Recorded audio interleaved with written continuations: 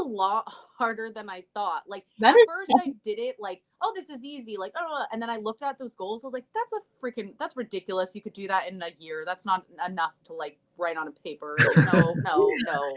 Like, how am I supposed to know where I'll be in 5-10 years? Like, that could be literally anything. I know 5 years ago, if you would have told me this. Yeah, I never would have guessed. I love that. Yeah, it's not easy. And I think most people, it's hard for people to answer that. Like, and I think the power of, I don't think we do enough. I think it's a powerful tool that something I've leaned into a lot is like just reflecting on like certain things in my life and trying to like not only reflect, but sort of pick out things in those moments that I've learned and grown into and sort of set me up for all the successes that I have in the present moment.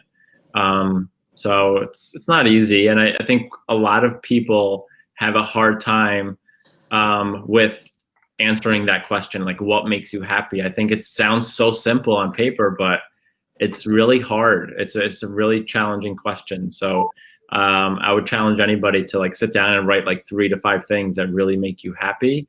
And I think once you get it out of your head, I think we live in our heads too much, and being intentional is something that I've noticed and has helped me personally sort of start to unlock my happiness, because it's something I'm still working on, and I'm just trying to be more consistent about it.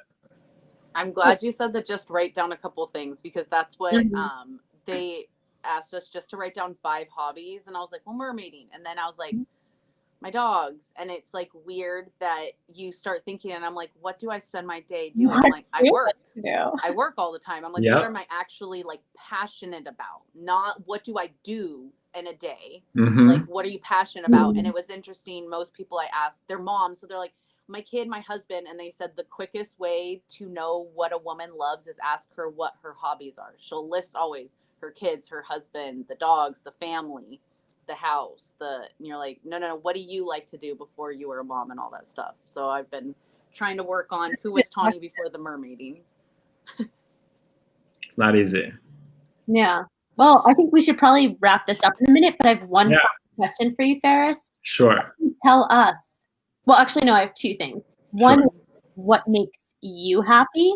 And then one piece of advice maybe for anyone who's listening to this who is a stroke or brain injury, amputee, spinal cord survivor. So I'm going to start with the second question. Okay. So I think one of the most powerful things that it sort of speaks to what you guys are doing, and I'm not just saying this, like, know that you're not alone. You're not the only one who has had a stroke, spinal cord injury, brain injury. Don't compare yourself to anyone else. Try to stay connected with other people, because if you're alone, that's the worst thing you can possibly do.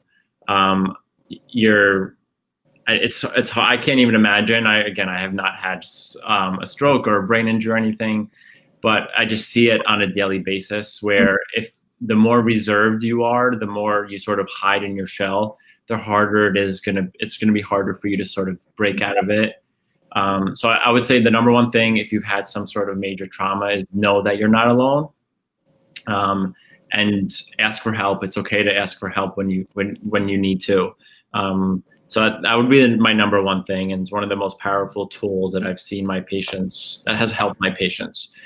The second question you asked me about, like, what makes me happy, is over the past couple of years, and something I really had a hard time with was going back to my point of like just being open a little bit more. And I've always been good at giving help, and I'm not really good at like receiving it or accepting it. So, and I've come to like learn that when I don't receive it or accept it, I'm denying somebody else the opportunity to feel that good feeling of helping other people. And it's something that's really hard for me. I'm always the one that wants to give and give and give. So I think my definition of happiness would be follow your smile. Like you said, Maddi, I do love that from Greg. Piece of advice. So that's sort of the short answer. But the second part would be just like, be true to who you are and don't worry about what other people think. And just, if you can make somebody else's life better every single day, your life will be better too. Doing acts of service, I think, are the most impactful way to make someone happier. with that, I've have to learn to accept when I need help. So that's something I'm working on. But those are the two things I would say that sort of make me happy. Wow, so many amazing little nuggets. so much good material. Oh, I love this.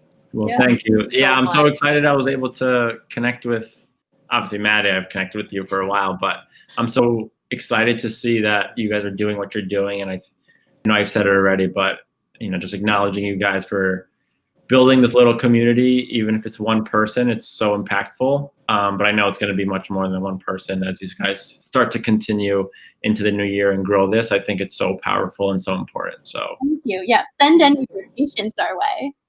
Yes, I will. It's tough because you have to be, we don't have to be, but like you have to have some sort of awareness of social media. So I think that's something that I'll obviously keep in mind and keep referring patients to you guys because it's so important. It really is. So just keep doing what you're doing and just know that you guys are really impacting.